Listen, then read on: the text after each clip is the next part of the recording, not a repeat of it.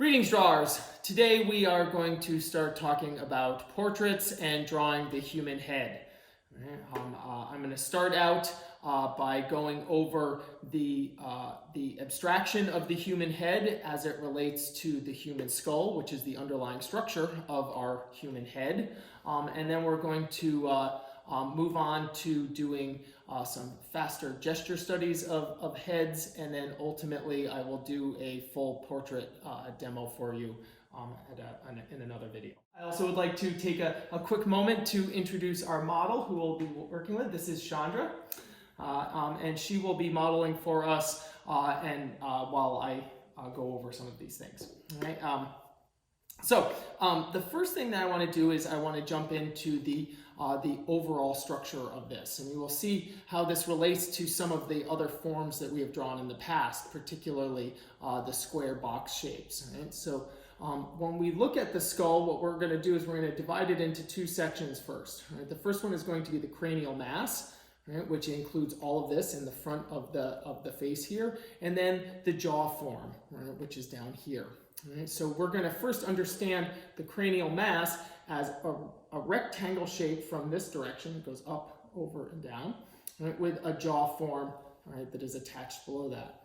Right, from the front, you'll notice that that rectangle shape is going to be more of a square type shape, right, with then the jaw form. Right, so let me demonstrate that first. So when we first take a look at that, as I was saying, at the head, and these are some proportions that you actually, these proportions you actually almost have to memorize them first. Right? Right? So there is the rectangle form, right, with a small jaw form, right? And then from the side, right, we're going to see that. From the front, we're going to see that like that, with then the square form, something like this. Right? And now you'll immediately notice that we can then sort of make this like this, and then come around and add the jaw form on, something like that. And then from the front,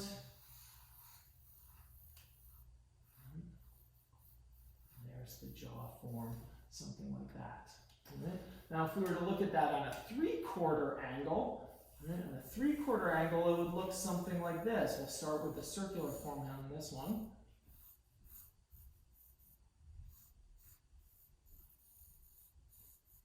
And here again,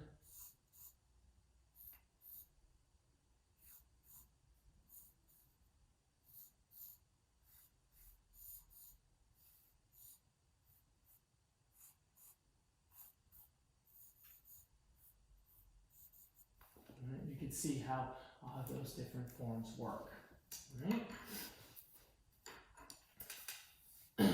Now, as we're sort of looking at these proportions like this, right, there's an obvious center line, right, which moves maybe a little more like that, right, on this frontal view.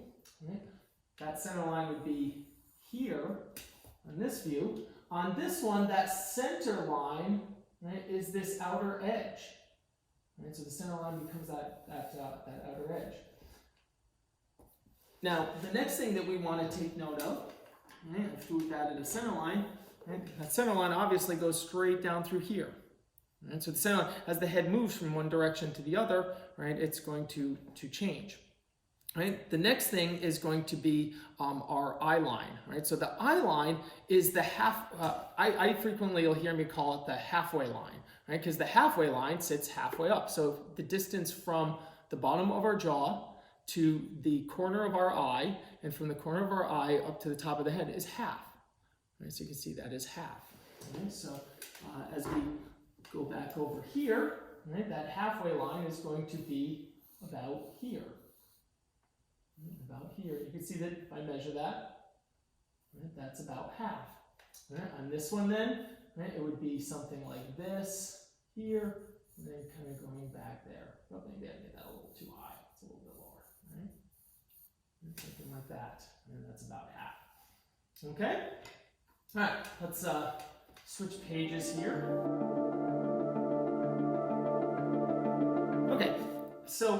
Nice, fresh, clean piece of paper. I want to next talk about being able to rotate a form in space. This is, in my opinion, one of the biggest struggles that a lot of people have in being able to draw anything, but particularly the head, is the ability to rotate a form in space. So we're going to back up a little bit. We're just going to take a look at just a circle here. All right? All right, so I'm going to make 3 different circles here. Make another one down here. I'll make it on this side.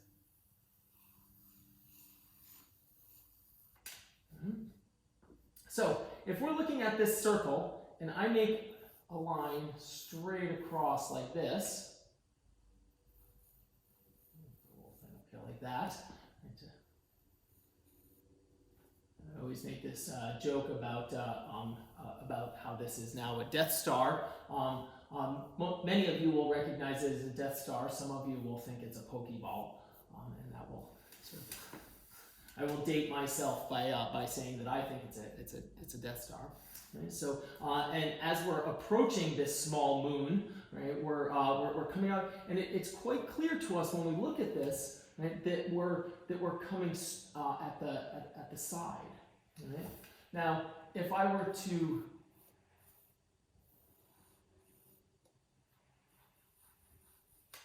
go like this, all of a sudden it appears that we are coming up at the Death Star. Right? And if I go like this, it appears that we are coming down onto the Death Star. Right? So some things to notice, right? When I made the line here, this was halfway, right? This is the halfway line, right? And when we're coming up at it, this had to come up like this, right? And then on this one, right, it had to come down. So it's no longer in half because it's rotating down. Okay. All right. Let's get another fresh page. All right. So now we've covered the basic structure of the head, right? And adding the jaw. Right? We talked about the halfway line and the center line, and that's what allows us to get direction. Right? For this first part and for your first assignment, the next thing, the only other thing that we're going to add to that is the lines of the neck, here and here, and maybe a little bit of the collarbone. Right? So the main muscles of the neck, right, these muscles here on my side, right, we can see them here on Chandra, right, so I think she turns in that direction, right, those lines are the sternocleidomastoid muscles, right, they attach the sternum and the clavicle, they have 2 attachments down here to your mastoid process, which is behind your ear up here, okay, right, so we'll get into that in a few minutes here. All right. So let's, I'm going to have Chandra look kind of off in that direction, right? So here we have her head, right? And we're going to sort of draw that form like this. Right? And then pull that out there. Right? And then I'm going to come down, something like this, bringing her jaw comes up a little bit higher because she's tilting up, right? And it looks something like that. Right? I'm going to take a look at where she is, and I'm going to identify her center line. Right? It's more than 2/3 of the way over here, so it's about here. Right? There's that center line like that. Right? And her eye line sits up a little bit higher, so it goes something like that. Right? Her neck muscles here kind of come down something a little bit like this and like this, right? And that allows us to get sort of a little bit of her shoulder, something like that. All right? The next thing that I would like to talk about are the major planes. Right? So here we're talking about the directions that the head are moving around. Now we're going to talk about the major planes, and they're going to be 3 particular ones that I'm going to look at. I'm going to look at establishing the side of the head, the front of the head, and then the angle of the jaw. All right. So the first one I usually call the pie plate. Right? The pie plate, right, comes up along the temporal line over here, which on the skull, right, we can see going like this. So this is the zygomatic arch. Right? It comes up on the zygomatic arch, comes around like this, picks up the back of this is that mastoid process that I just mentioned a few minutes ago, right? The mastoid process sits right behind our ear, right here, right? And then comes back around. So you can see that this thing that I'm describing is a physical and real thing. All right, so when I go to put it on, right, I'm going to look at her and I'm going to see that it sits about here, right? There's her temporal line, comes around here, picks up a little bit of the. And this is an abstraction, right? So it's an abstraction. So it's not an, it's a simplification of what is actually there, right? So the next one that we're going to look at, right, is going to set up her cheekbone, right? So we have this pie plate type shape here, right? And actually, to go back to the pie plate really quick, if you put your hands on the side of your head, right, you can feel that your head is flat here. Right? And it goes out like this. Right? It actually comes a smidgy bit down because this part of our head is the widest part. Right? And so when I'm looking at this, right, I feel like this shape, right, is coming, it's a little bit of a downward angle because this is coming out in this direction, like that. Right? All right, so next I want to talk, actually no, I take that back. We're going to talk about the forehead next. Right? So the forehead, if you put your palm on your forehead, right, it goes like this. Right? So this one's going this way, and this plane is coming up this way. So on our forehead, right, we have a little kind of dome kind of shape. And this is actually really important for getting the light to move across our head correctly here. Because as you see when I put it on here, I get this interesting little hourglass shape, right, that goes here like this. Right? And if we were to cast a sharp line in here, you can see that the place where our shadow is picking up is here. Right? Right? So then the next one is going to be our jawline. Right? So in the abstract, I'm just going to put it on as something like this. Okay, in the abstract.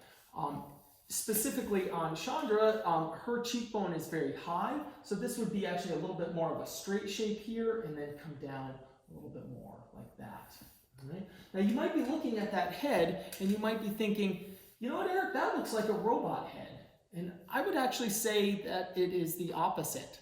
Right? This abstraction or this robot head actually looks like a human head.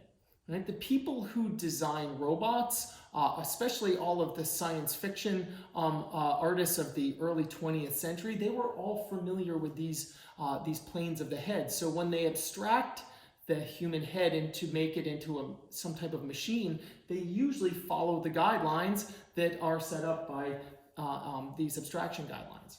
Okay? All right, so to go along with my arrows here, so this, I did this one. This one, right, is going up. And then this one, right, feels like it's coming more down like that. Right? And then, of course, the front of the face, right, is going in this direction here.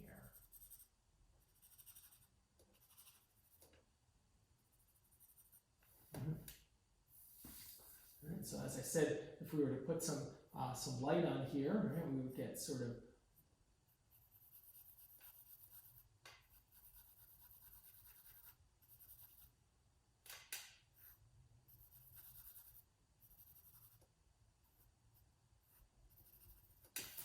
and there is our basic abstraction of our head. Okay, so let's put this into practice. Now, I'm going to be filling up this page with a bunch of different heads, but for your assignment, you might want you're gonna draw 100 heads the way I'm going to draw them. Right? I'm going to draw mine a little bit larger because it's easier for you to see on the camera behind me. For your heads, you can draw them a little bit smaller, so you don't have to use as much paper. Right? I'll probably get about 15 or so on this page. You should be able to get 30 or 40 on a page. So maybe you do 3 or so different pages. Right? And these heads are all going to be very simple, but they are going to give us all of the basic information that we're looking for. Right? So let's just get started here. Right? So I'm going to start out by first I'm going to look. Right? I'm going to see my cranial mass. Right? So I got a cranial mass that's sort of something like this. Right? The jaw form comes down something like this. Comes a little bit past sort of halfway. Right? I can see a little bit of the center line here. So I have a little bit of that center line here, right? And she's tilted. The glasses are a great giveaway on that. Right? So it tells me that the head tilts something like this. Right? I'm going to put my pie plate on the side, something like this. Right? I'm going to add my jaw form, right? And that sort of circular little form at the top here. Right? I see the neck muscle. Right, coming down something like this. And then the back of the neck sits something like this, and her shoulders are both kind of going down and sit even. Right? And that is enough. This tells me exactly what I'm seeing over here. Right? Can we see another one? Okay, so as she looks down now, right, we're looking down, I'm just going to pop over here and put this one over here. Right? Allow it to maybe try to make this one a little bit kind of bigger here. Right? The jaw comes like this, and it comes up something like this. It doesn't matter if you don't always have to do them in the exact same order. I tend to be a little bit systematic, so I tend to go cranial shape, jaw form, center line, halfway line, but I could look at this and say, I'm going to put my halfway line on first, right? The halfway line is sort of sitting something like this, right? And then put my center line. I'm looking for any kind of thing that can help me, right? So as you're studying a model, or if you're working from photo references, what can help you? I can see the wavy pattern in the top of her hair kind of helps me to see that center line. So you can see how it comes from up here to there, and that just helps me along. Like I said, the glasses, right? The glasses are a really good indicator here, right? So to help us sort of see that. Right? My neck then comes down. And it sits actually just a smidgy bit below where this part is. Right? Back of the neck comes out here. Right? Shoulder comes over here. Gives me a little bit of that. Right? Now I'll put my pie plate on here. Put that little dome here, and just see a little bit of that. Right? And that lets me to see that head there. Right? Can we see another one? Actually, can I get one looking kind of that way? Yeah. All right. So this one's sort of like when I look at a model, I always I like to watch the motion, right? So maybe if you're doing this homework assignment, maybe it's better to work from figures on a TV because you can watch and pause them, right? So you can look for the one that's more interesting as opposed to a still photo.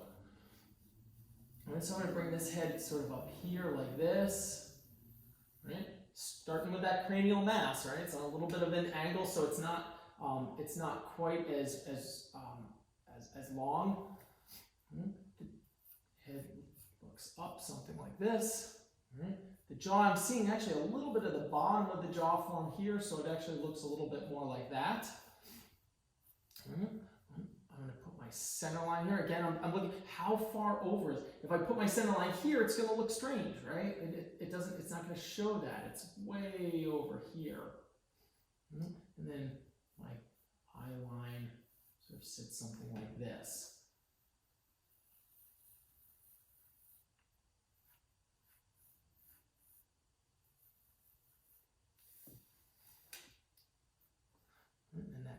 sort of, it comes to here and then sits down below here. So I'm going to go like that.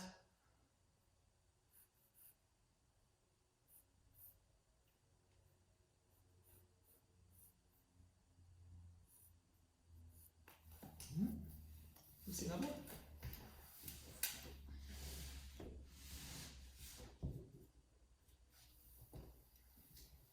Okay. We want to wait and let her sort of settle in. She nicely settles, and you see so much when you just watch. Drawing from observation isn't drawing, just it isn't just about sort of being able to render. It's also seeing. Right? So much of drawing is seeing. Right? Head is tilted just a little bit. Just a little bit of tilt like that. The size of the glasses, again, kind of telling me, giving me an indication of the way that the eye line is kind of going up like this. Pie plate on the side here like this.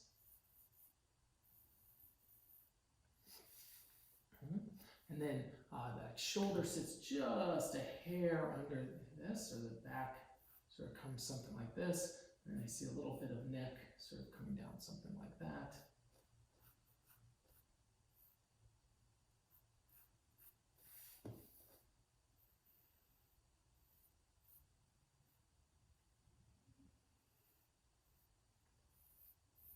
And look at how much information we're getting without any additional features. Right? Don't worry, we'll get to features. Right? We'll get to all of that at another point.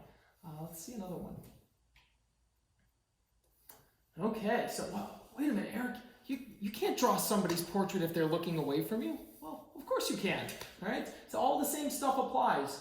Right? We might not see some of the things in the same way. Right? But here I'm going to draw the. My sort of cranial mass sits something like that.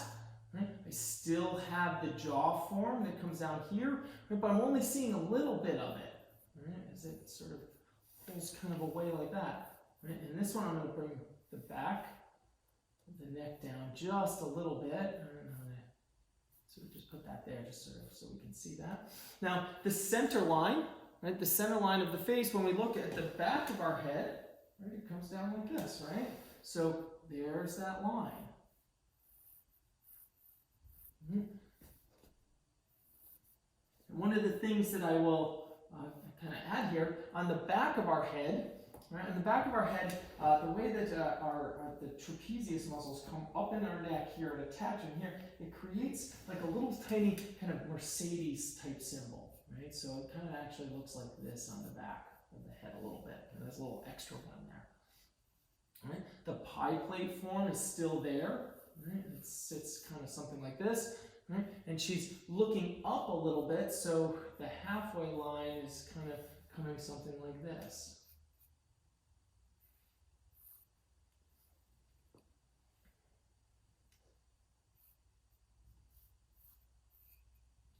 And so we can kind of cut that in a little bit more, make that a little bit more like this. A little kind of pinch there to kind of just make that sort of feel right. And there's the head turning away from us. Can we see another one?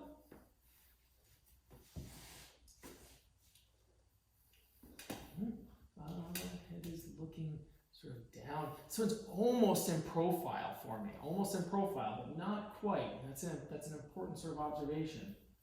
So I'm going to put this one over here. Right, so I'm going to look at the angle here of the face as it kind of comes down, right, and that's going to, right, so I can bring that angle kind of over something like this. And that's going to bring down my jaw is going to come up, something like that. So like I said, very little of the center line, but it is some of it.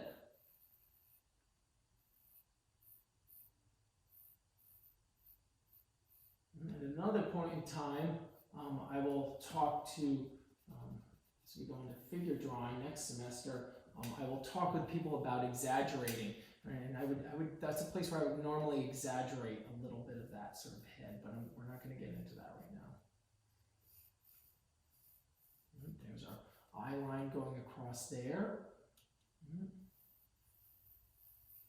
Pie plate form. A bit of that dome there. There's our cheekbone. Right, shoulder comes across over here a little bit. This comes up. And the pit of her neck is actually pretty far back. A little bit of a collarbone there. Oh, that's good. Let's see another one.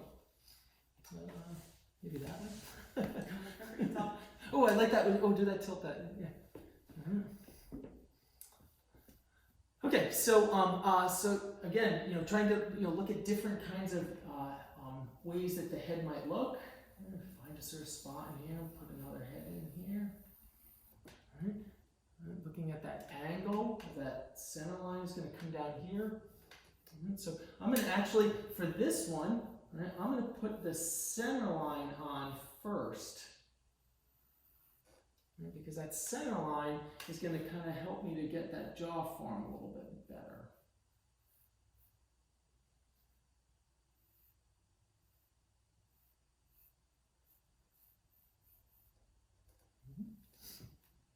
And her eye line is actually kind of almost straight across as it goes like that. And the neck is coming down. Pit of the neck sits about here.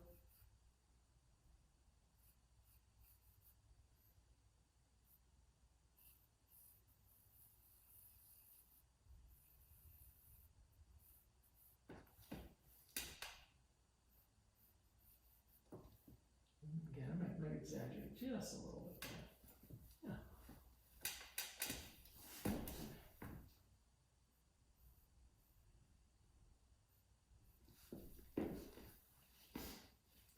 Yeah. Let's see. Let's turn it a little bit more that way, and maybe we'll do another one that's kind of where you're looking away just a little bit. Yeah, well, we'll do that one for now. Can you look away just a little bit more? Okay.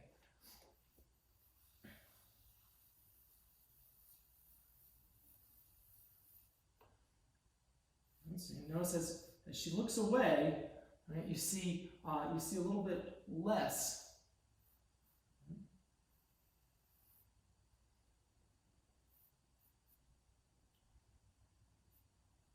And so the halfway is going to, there's that halfway line. Actually, I don't like that. Let me make that a little bit more.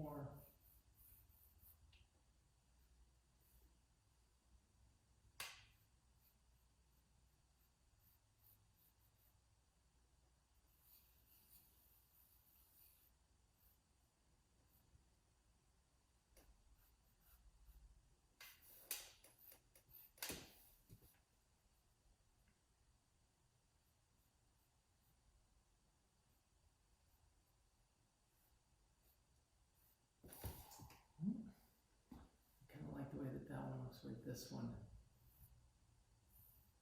Get a little bit of sort of some design stuff that's sort of kind of coming in there a little bit. And there's that little sort of back section of the head. Yeah, let's actually just turn towards me and tilt the head just. I like the tilting of the head. And like I said, at another point, I will show you guys how to make those kind of exaggerations. Right, so this is another one kind of, I'm going to put that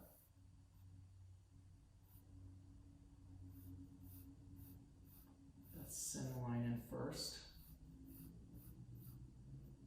And then kind of help kind of.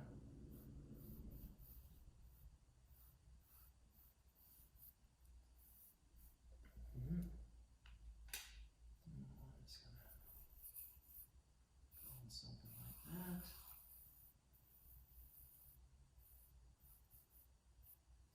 And then our neck is kind of coming way over here.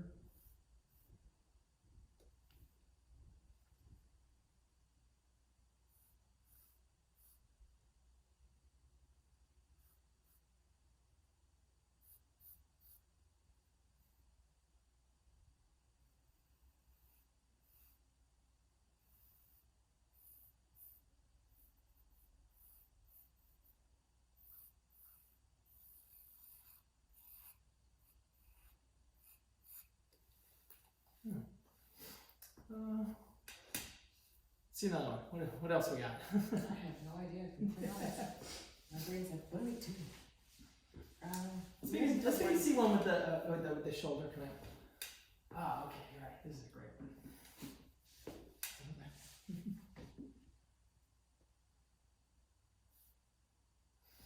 Okay, so first things first, right? So as the shoulders kind of do some sort of different things there, right? But still the format that we're going to use is going to be the same, right? So cranial mass, right? I'm going to identify where my center line is here. It goes a little bit off to the one side, right? So that can kind of help out a little bit with getting that jaw form on there.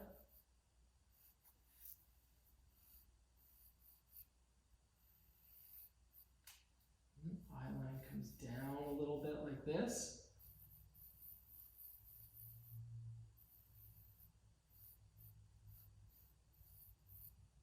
And then the shoulder. Sits something like here.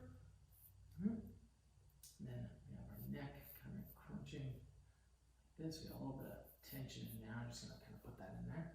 And then our other shoulder goes back in something like this.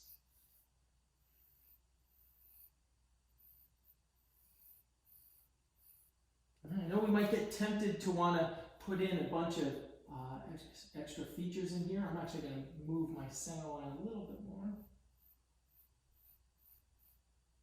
Remember, all of these parts of the drawing are all flexible. Right? Just because you put the center line somewhere doesn't mean you can't move it if you want.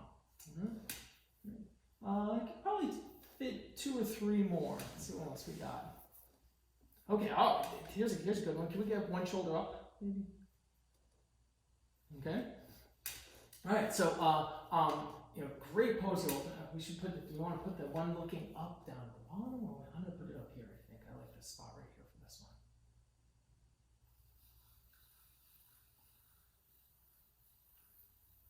Right. No different. Right. So there's that head form here. Right. The center line is going to sit something like that. Our jaw form here, actually. So the circle for the back of the head, right, actually. Right? The circle for the back of the head is actually below where the jaw form is. Right? Because this is so sort of extreme, sort of going over.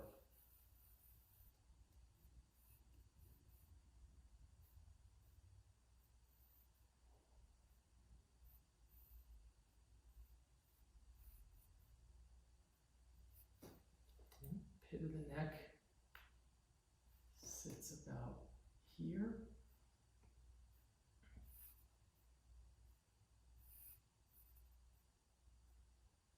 Actually, get a little bit of sort of the windpipe here as it kind of comes up.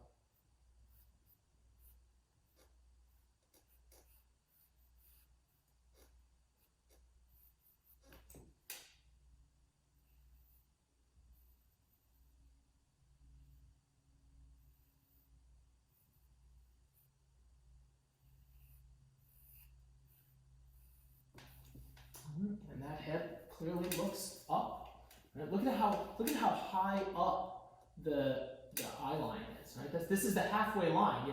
The halfway line. If you take your halfway line and you stick it all the way up high, then it's up high like this. Let's see if we can get 2 more. Let's see what else. What else do we have? Oh, so if we got this one looking way up high, actually, Chandra, can I ask you to look down like that, but just what you're doing, but actually, no, I'm not gonna micromanage. Right? If I need to move, just let me know. Yeah. This will fit nicely down here. All right, so same thing, right? This one, the jaw is coming down quite an extreme angle. And so I think maybe what I'm going to do on this is put my halfway line in first, which is coming down way low. And then bring my jaw form. And so the eyes are actually way down here, right? And there's our pie plate there.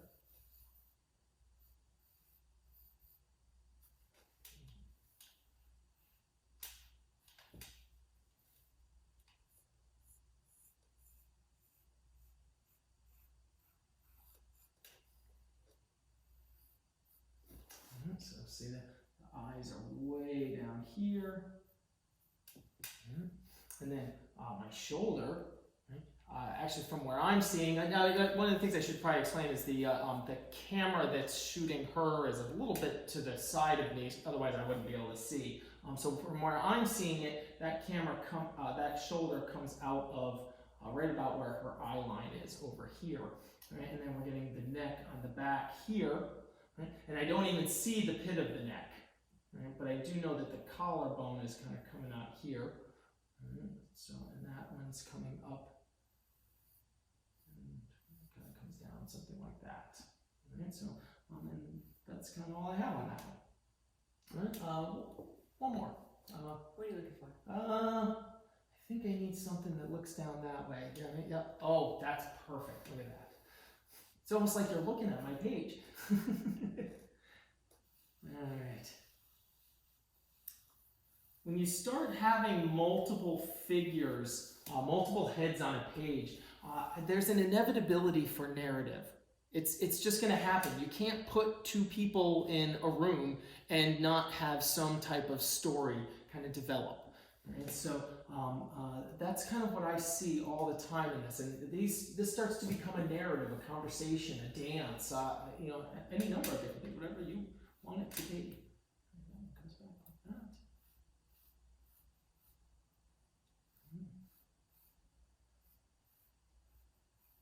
And so see how frequently I'm using my center line to help out with my jaw form.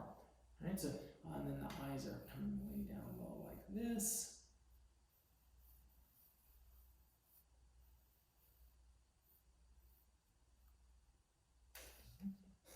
And then our neck sits something like this. Our shoulder is coming over here. And this one comes down this way. Right, so I could do a number of different things here. So for me, I don't like these two lines crossing. Right, so what I'm going to do is I'm going to go back to this previous one. And I'm going to make that one a little bit darker. I'm going to make that a little bit darker. And then allow that to sort of sit in front of this one.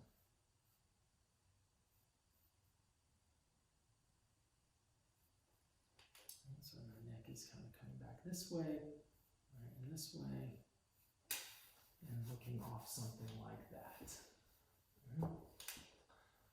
Let's do one more looking somewhere. Oh, that's great. Look at that. Perfect. Fits nicely right here.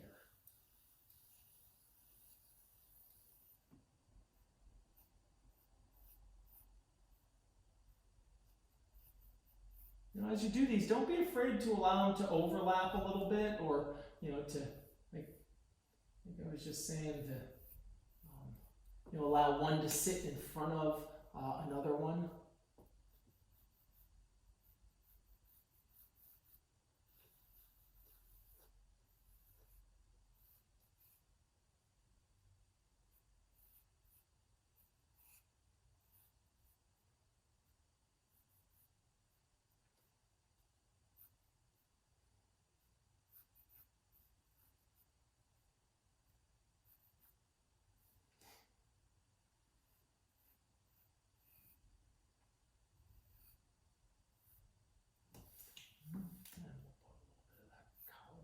Here.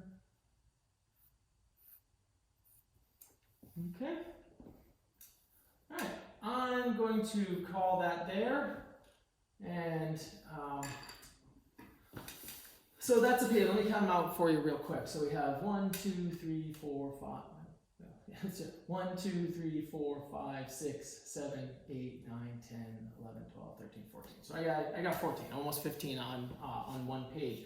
As I said, if you do them smaller, you should easily be able to get at least 25 on a page. Or if you want to do them at this scale, that's fine as well. Right? You could just sort of practice a number of different things. So your assignment for this week is to do 100 heads. Right? That means 100 versions of these. As you can see, in doing them, I took, what was that, maybe 10, 15 minutes to do 15 of these. So they're taking me about a minute a piece, and I'm talking through them. All right, so if you're not talking through them, you might be doing them faster, but even if you should be able to get through that fairly quickly. And this is an exercise designed to build up familiarity and to get you some experience before we start putting in the features. All right. So next week I will continue with the head abstraction guidelines, and we will separate out the face. So it's very important to note there are no eyes, there are no ears, no noses, no any of that kind of stuff. Right? There's no hair. This is just about getting the head to move around in space, right? Which will be critical for being able to place the features later on. All right. That's about that. I guess one last thing on that, how to get your source imagery, right? You could use photographs, you could look through magazines. I would prefer that you did not work from other people's illustrations. As much as I love comic books, I would rather see you working from life as much as possible.